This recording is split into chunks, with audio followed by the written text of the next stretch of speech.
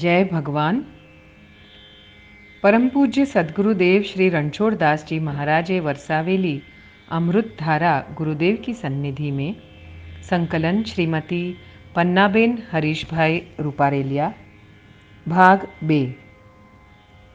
सिद्ध सद्गुरु श्री रणछोड़ दास जी महाराज श्री गुरुदेव की सन्निधि में 1950 से 1970।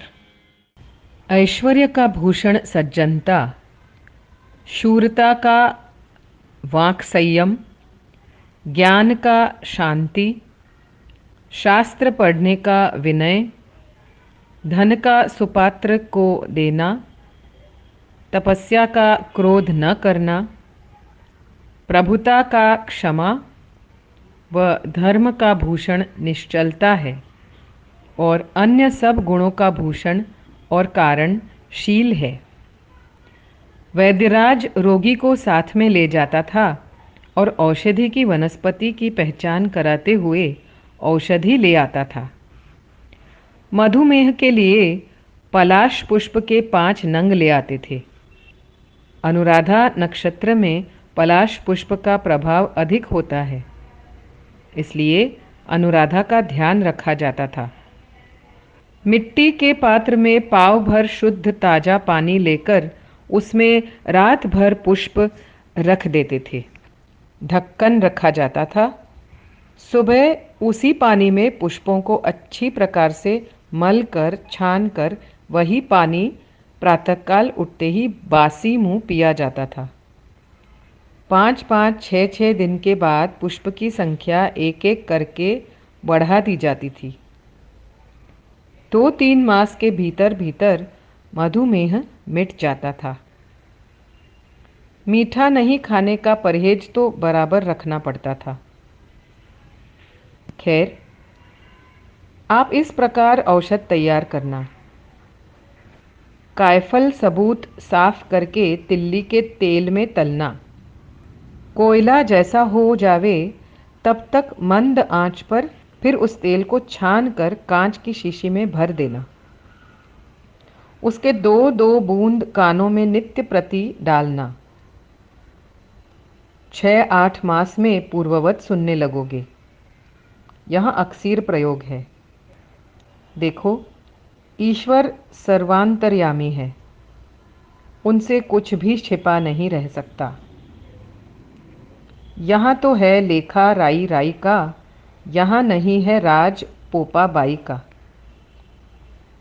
आप स्वयं ठीक जानते हैं कि आप कहाँ कहाँ असत्य व अनीति का पापचरण कर रहे हैं, तो क्या उसको ईश्वर नहीं जान सकेंगे? जिसके द्वारा आप अपने किए हुए अनीति, कर्तव्य, भ्रष्टता आदि पापाचारों को जानते हैं, वही ईश्वरी शक्ति को चित्रगुप्त के नाम से कही जाती है। भगवान के वहाँ तुम्हारे एक एक पल व एक एक कण की नोंद बराबर रखी जाती है। उनके यहाँ घूस या पोलपाल नहीं चल सकती।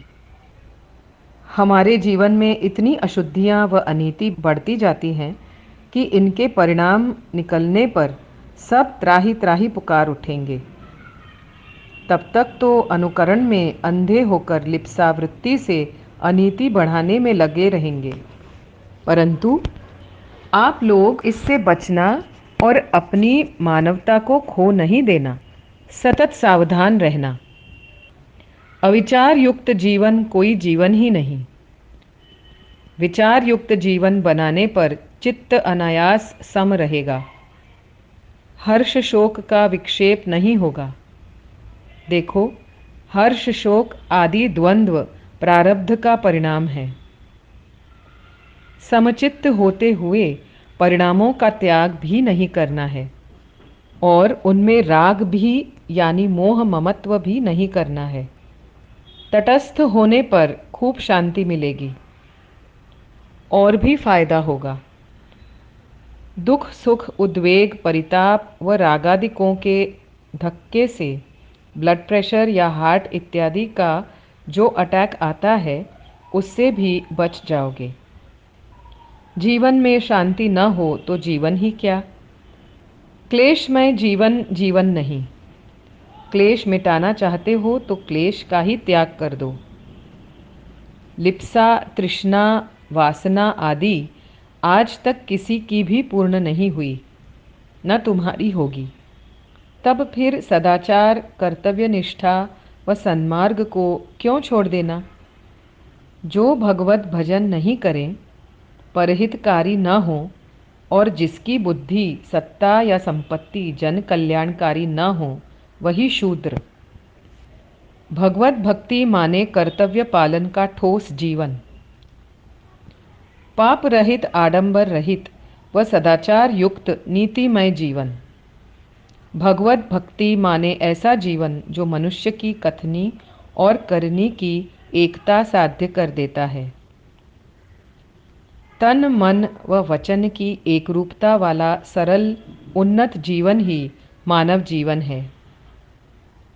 हिंसा, चोरी, शास्त्र विपरीत आचरण, परपीड़न, शारीरिक ताड़ना, चुगली, क्रोधपूर्ण कटुवचन, गाली, असत्य, मिथ्या दोषारोप, घृणा, केवल स्वार्थ पूर्ति इत्यादि महान पाप कर्म हैं।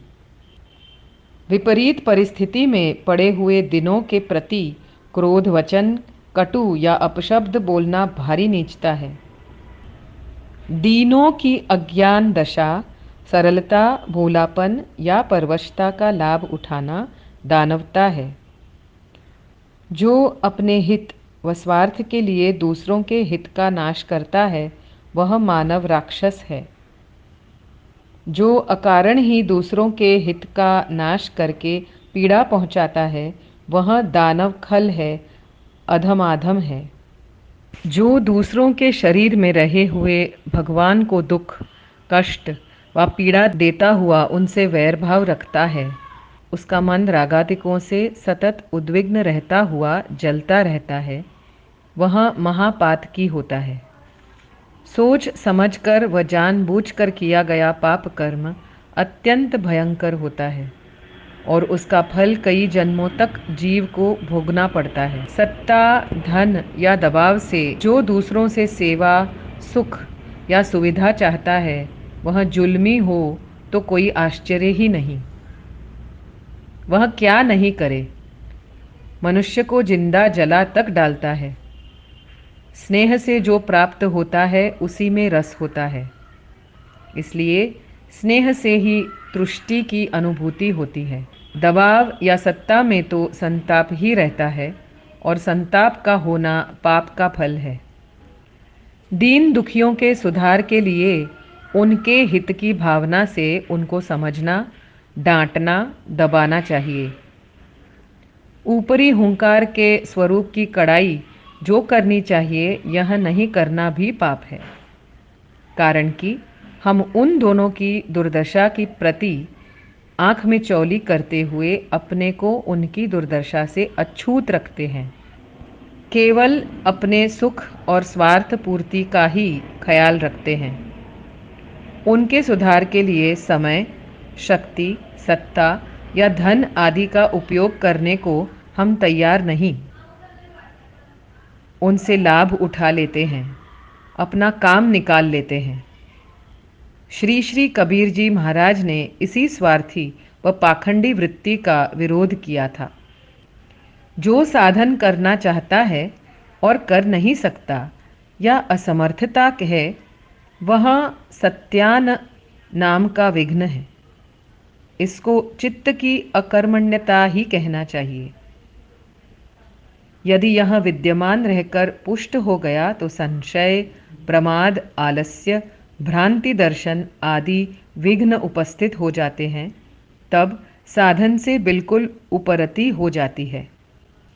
यह नाता तो कच्चे धागे का है। यदि गुरु का सर्वाधिकार सच्चे हृदय से मानो और आज्ञा पालन में डटकर रहो, तब तो यही कच्चे सूत का बंधन जन्म जन्मांतर का अटूट पक्का नाता बन जाता है। और नहीं मानो तो वहाँ तो कच्चा सूत है ही, टूटने में आश्चर्य क्या और देरी भी क्या। जब तक शरणागत का भाव उदय न हो तब तक गुरु निष्ठा का उदय नहीं होता। जब तक निष्ठा नहीं तब तक प्रेम का प्रादुर्भाव नहीं। निस्वार्थ विशुद्ध प्रेम की पक्का भगवत संबंध है। इसको संसार की वासना में आसक्ति का रूप नहीं देना। विविध प्रकार की वासनाओं से इसे मिलाना नहीं चाहिए।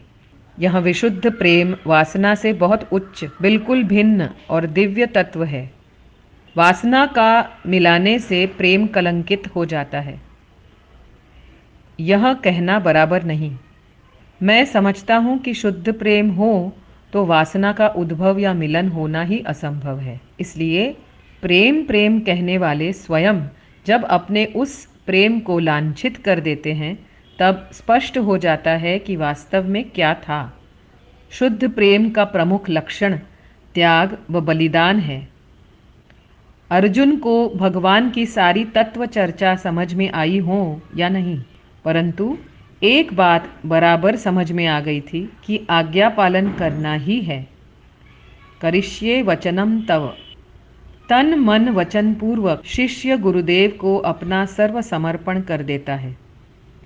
पहला दाता शिष्य है, तब दूसरे दाता गुरुदेव होते हैं, जो शरणागत शिष्य को मंत्र और साधन तथा अभय देकर अपनाते हैं। यह पक्का विश्वास रखो कि गुरुदेव की प्रेरणा तो अहर्निश मिलती ही है। मैं भगवान के पास ही हूँ और भगवान मेरे साथ सतत ही हैं। ऐसा दृढ़ विश्वास रखने से ही पूरा पड़ता है। संशयात्मा कुछ प्राप्त नहीं कर सकता, केवल विडंबना भोगता है। तुम मिट जावे और वही सब रह जावे, तब समर्पण। यदि यह नहीं हो तो फिर कुछ नहीं। गुरुदेव के वचनों पर पूर्ण निष्ठावान होकर कुतर्क न करते हुए समझपूर्वक उन वचनों को जीवन में उतारना, यह है समर्पण की प्रक्रिया। शंका समाधान पूछने की मना है। अवश्य पूछें। सर्व प्रकार की शंकाओं का समाधान करने की क्षमता गुरुदेव में होती है। संतों की विभिन्न कोटि के अनुसार तथा शिष्यों के विभिन्न स्तरों के अनुसार भिन्न भिन्न पद्धति होती है। वाणी से न बोलते हुए भी गुरुदेव अपने आचरणों के द्वारा हमारी शंकाओं का समाधान बराबर करते हैं। यह अनुभव है। यह नितांत अनिवार्य है कि गुरु वाक्य में अडिग निश्चय माने निष्ठा होनी चाहिए। पहले भले तर्क व बुद्धिपूर्वक देखो, जानो या परखो। जब मन का पक्का निश्चय करें, बुद्धि का निश्चय मिल जाए, हृदय अनुरागमय होवे, फिर उस निश्चय को छोड़ना या बदलना नहीं चाहिए। फिर उसमें फेरफार नहीं होना चाहिए। प्राप्त हुए समाधान में फिर कुतर्क नहीं करना और अपने लिए दिए गए आदेशों का पालन करने में निष्ठा के साथ लगे रहना। कुतर्क और निष्ठा भ्रष्टता से बचने के लिए हमेशा यह ख्याल रखना कि गुरुदेव में नरबुद्धि और भगवान में पाषाण बुद्धि या केवल चित्र की बुद्धि न हो जावे। जीवन के लक्ष्य का निश्चय है व तदनुसार जीवन व्यवहार में जो दृढ़ है, उसको जीवन में कोई भी विषम परिस्थिति का मुकाबला करना पड़ेगा। कारण चाहे कैसी परिस्थिति में भी क्या करना व क्या नहीं करना चाहिए, इसका समाधान और निश्चय अपने लक्ष्य की सिद्धांत निष्ठा के द्वारा तुरंत हो ही जाता है। यह पक्का अनुभव है। पड़ी रहो दरबार में, धक्का धनी को खान, कबहुक दीन दयाल के भनक पड़ेगी कान।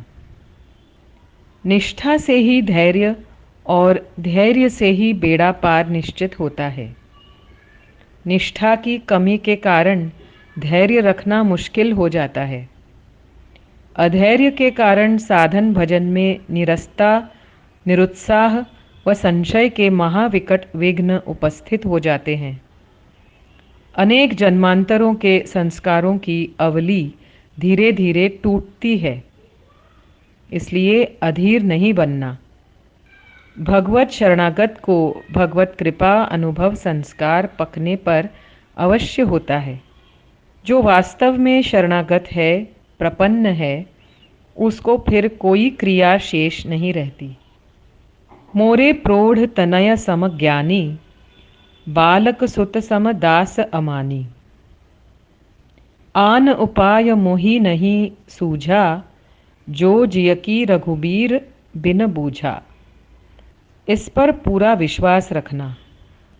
शरणागत के लिए प्रथम नियम यह कि सतत भाव और विचार बनाए रखें कि हे नाथ, मैं तुम्हारा हूँ। बस अपने तो निष्फिकर रहना चाहिए। जाकी जो शरण है ताकी ताको लाज। जिससे आशा होती है, या यूँ कहो कि जिसको लेकर आशा होती है, उसी से साहस स्फुट होता है। उसी तरह जो निष्ठा होती है, उसी से धैर्य, उत्साह व अनुराग स्फुट हो जाते हैं। वैराग्य कभी कभी होता है, इसका कारण है संसार की कटुता का क्षणिक अनुभव। वैराग्य टिकता नहीं, इसका कारण है विषयों में आसक्ति और अभ्यास की कमी। प्रश्न: मन की चंचलता क्यों स्थिर नहीं होती? अभ्यास तो किया जाता है। उत्तर: जितना और जैसा चाहिए वैसा नहीं होता है। यह अभ्यास की कमी है। इसमें कारण है विषयों में आसक्ति। प्रश्न: प्रायश्चित होने पर भी पुनः पापाचरण क्यों होता है? उत्तर: प्रभु से निर्भीक होने से तथा पश्चाताप न होने से। प्रश्न: श्री रघुनाथ जी महाराज की प्रसन्नता प्राप्त करने के लिए सुगम उपाय क्या? उत्तर: अनन्य शरणागति। प्रश्न: श्री मानस जी में कौन कौन चौपाइयाँ और दोहे ऐसे हैं जो चलते फिरते जपना चाहिए? उत्तर: श्री सुतीक्ष्ण जी के मनोरथ के वचन और श्री भरत जी महाराज के मार्ग गमन में से श्रीमुख वाक्य। प्रश्न: निर्भय कैसे होना? उत्तर: असंग रहने से और अपने कर्तव्यों का ठीक ठीक पालन करने से मनुष्य अभय होता है। सब प्रकार की चाह मिटने से निर्भीकता प्राप्त होती है। जागृत व स्वप्न में भय है, सुषुप्ति में भय नहीं है, पर वहाँ जड़ता का भय है। समाधि में व्युत्थान का भय है। इससे स्पष्ट होता है कि निस्संकल्प होने से अभय प्राप्त होता है। सुर्ख हर्ष ही जड़ दुख विलखाही, दो सम धीर धरहि मन माही। अनुकूलता चली जाती हो और प्रतिकूलता आ रही हो, उसको नहीं रोकने की समत्व वृत्ति से मनुष्य निर्भय होता जाता है। आपने तो वैराग्य शतक देखा है। श्री भर्तृहरि जी ने कहा है, वैराग्य मेवा भयम। प्रश्न: अंतःकरण की शुद्धि का सरल उपाय क्या है? श्री गुरुदेव, अंतःकरण को शुद्ध करने का छोटे से छोटा और सरल से सरल उपाय है संसार से भीतरी वृत्ति से विमुख होना, अर्थात ममत्व से रहित होना। यह शोचनीय है कि मनुष्य स्त्री, पुत्र, परिवार के लिए और मकान, मोटर आदि भोग पदार्थों के लिए कुछ न कुछ त्याग करने को तैयार है, परंतु प्रभु प्राप्ति के लिए कुछ त्याग न करना पड़े ऐसा सस्ता उपाय ढूंढता है। और सबके लिए पूरा परिश्रम करता हुआ भी भगवान के लिए, या यों कहो कि शांति की अनुभूति के लिए वह सुगम से सुगम उपाय पूछता हुआ भटकता रहता है, करता कुछ नहीं। मनुष्य क्या प्राप्त नहीं कर सकता? मैं निश्चित मानता हूँ कि ऐसा कोई लक्ष्य नहीं जो मनुष्य प्राप्त न कर सके। मनुष्य शरीर की साधनों का समूह है। मनुष्य को सब कुछ मिला है, साध्य का निश्चय करना चाहिए और प्रत्येक भावना प्रवृत्ति साध्यनांग ही होनी चाहिए। ऐसा कोई कार्य व विचार न होना चाहिए जो साधन रूप न हो और साध्य के विमुख हो। 1-2 घंटा साधन में और शेष समय दूसरे प्रकार से जाए, उसको भी साधन मान लिया जाए, तो 1-2 घंटे का साधन भी वास्तविक साधन कदापि नहीं होगा। सब समय सब व्यवहार में साधनमय रहने से ही साधन लक्ष्य तक निश्चित पहुंचा देगा। प्रत्येक भाव, विचार व कार्य क्रिया में शुद्धि रखने से वही साधन हो जाता है। सम्यक शुद्धि युक्त दूसरा कार्य करें या ध्यान करें, दोनों एक से साधन रूप हैं। गोपियाँ कभी ध्यान, आसन, जप, योग नहीं करती थी, परंतु उनका प्रत्येक कार्य, हाव भाव, भगवदर्थ, भगवत प्रीति पूर्ण सम्यक शुद्ध भाव से होता था। उनकी प्रत्येक भावना व चेष्टा में निरंतर भगवद अनुराग रहता था। उद्धव जी को गोपियाँ कहती हैं, तो इस प्रकार 24 घंटा साधन चलता था। जो क्रिया में भगवान की प्रसन्नता न हो, भगवान का अनुराग ओतप्रोत न हो, वैसी क्रिया कतई नहीं करने से शेष सभी क्रिया साधन रूप हो जाती हैं। इसी की परिपक्व स्थिति यहाँ होती है कि भगवत चिंतन व अनुराग छूट ही नहीं सकता। अखंड रसधारा की एक सी दशा तैल धारावत बनी रहती है। तब कोई क्रिया करने या न करने जैसा कुछ नहीं रहता। सभी क्रिया में अपनी दशा एक सी रहती है। एक व्रत और एक संकल्प, एक अनुराग व एक निष्ठा। ठोस होना चाहिए कि मेरा सारा जीवन भगवान की प्रसन्नतार्थ साधन रूप ही होना चाहिए। भक्ति एक रस है और भगवान जब कृपा करते हैं तब भक्ति रस प्राप्त होता है। सेवा का स्वीकार करने के लिए भगवान सामने न आ जाएं, तब तक जो होता है वह भक्ति का साधन है। विषय में उत्पन्न जितने भी सुख हैं, सब में वस्तुतः दुख ही समाया हुआ है, परंतु हमारी समझ में नहीं आ रहा है, क्योंकि वे पहले तो मीठा लगता है, परंतु परिणाम में अपने लिए संताप व शोक ही छोड़ जाते हैं। इस असार संसार में ऐसा कोई एक भी विषयानंद नहीं है जो सदा एक रस है। विषय भोग में वास्तविक सुख आनंद है ही नहीं। सुख आनंद का जो भास होता है, वह तो चित्त की एकाग्रता के आनंद का क्षुद्रति क्षुद्र किंचित अंश मात्र है। चित्त को अत्यंत मिटाओ, जिससे कि फिर उद्भव ही न हो। तब जो शेष रहता है वह है आनंद। फंसे न माया फितुर में, वह बन जावे पीर। धैर्य व अनुराग युक्त बुद्धि से सतत प्रयत्न करने पर धीरे धीरे उपरति प्राप्त होती है। चित्त चंचलता छोड़ी दे, माया में मन फेर।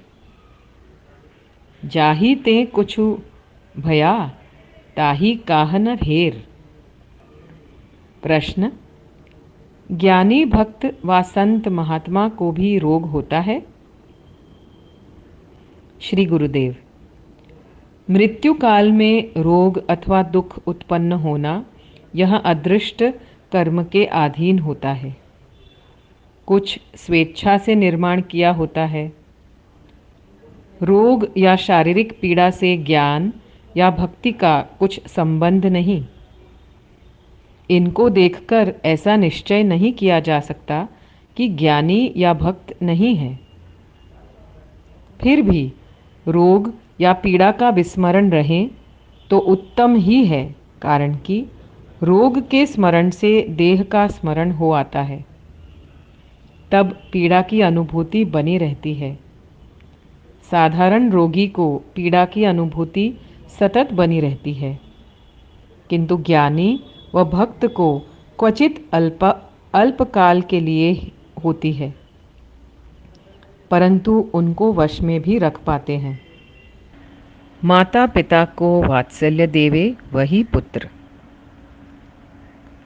माता पिता के पुण्यार्थ ब्रह्म भोजन, श्राद्ध, तर्पण या सप्ताह कराना पुत्र का कर्तव्य है, परंतु पुत्र को अपना पुत्र रूप अर्थात माता पिता के प्रति प्रेम व कृतज्ञता की सात्विक शुद्ध भावना अक्षुण्ण रखना चाहिए। पुत्र को भूलना नहीं चाहिए कि मैं पति, पिता, अफसर व व्यापारी होने पर भी सर्वप्रथम तो मैं मेरे माता पिता का पुत्र ही हूँ। माता पिता की प्रेम पूर्वक सेवा करें वही पुत्र। अपने वृद्ध माता पिता को अपने समान ही सद्भावना पूर्ण प्यार, दुलार व वात्सल्य देवे वही पुत्र। ऐसा ही पुत्र माता पिता का श्राद्ध करने का अधिकारी है। माता पिता के सुख, सुविधा, सेवा, सम्मान, सत्कार व शुश्रूषा की परवाह नहीं रखने वाला पुत्र श्राद्ध करने का अधिकारी नहीं है। श्राद्ध माने श्राद्ध, श्राद्ध माने विशुद्ध प्रेम स्मृति, श्राद्ध माने प्रेम भक्ति। अगर जिंदे माता पिता के साथ प्रेम वात्सल्य नहीं रखा हो, तब फिर श्राद्ध आदि क्या है? केवल पाखंड। माँ बाप जिंदे तब तो दंगम दंगा, माँ बाप मेरे तब श्राद्धरु गंगा। जीवंत पितृ ही मारही डंगा, मुआ पितृलय घालय गंगा। जीवंत पिता मात ही सुख न दिया, मुए हाड़ लय गंगा गया। जीवंत पितृ ही अन्न न ख्वावे, मुआ पाछे पिंड भराए। जल चून लय पिंड दिया, तर्पण किया तो क्या हुआ? अपने आश्रितों का पालन नहीं करने वाला पापी है। जो मनुष्य ऋषि, देव, पितृ, भूत, आश्रित, माता पिता, बंधु, भगिनी, आश्रित पशु प्राणी तथा अतिथि का भोजन इत्यादि के द्वारा आदर तथा प्रेम पूर्वक सत्कार सेवा नहीं करता है, ऐसे मनुष्य से बात करने पर भी बात करने वालों को नरक की प्राप्ति होती है। ऐसा शास्त्र ने कहा है, क्योंकि दुसंग इतना महान प्रबल विष है। ते नर पामर पापमय, तिनहि बिलोकत हानि। पाप वृत्ति व पाप वृत्ति स्वार्थी भोग लिप्सा से उद्भव होती है और पनपती है। लोगों के अंतःकरण दूषित हो रहे हैं। अन्न, वस्त्र, धन, सोना और उपभोगों के भाव व परिग्रह की वृत्ति बढ़ गई है और दिन प्रतिदिन बढ़ती जाती है। यह काल का प्रभाव है। काल के ऊपर राजा का प्रभाव रहता है। अब राजा की जगह शासन तंत्र है। इसलिए यथा शासन तथा प्रजा। कहा जाता है कि लोकराज है, प्रजासत्ताक राज है। वास्तव में बुद्धि संयुक्त स्वार्थ व लोभ की प्रबलता वालों का राज है। लोभ सर्व पाप का यानी सर्व अधर्म का मूल है। स्वाद वृत्ति व असंयम सर्व रोग का मूल है। मोह ममत्व सर्व दुखों का मूल है। इन तीनों का त्याग करने वाला मनुष्य सुखी रहता है। लोभ से स्वार्थ वृत्ति पुष्ट हो जाती है और मोह माया अभिमान मद परद्रव्य हरण तथा परपीड़न की वृत्ति तथा परपीड़न तथा परपीड़न की प्रवृत्ति तथा कुटिलता होती है।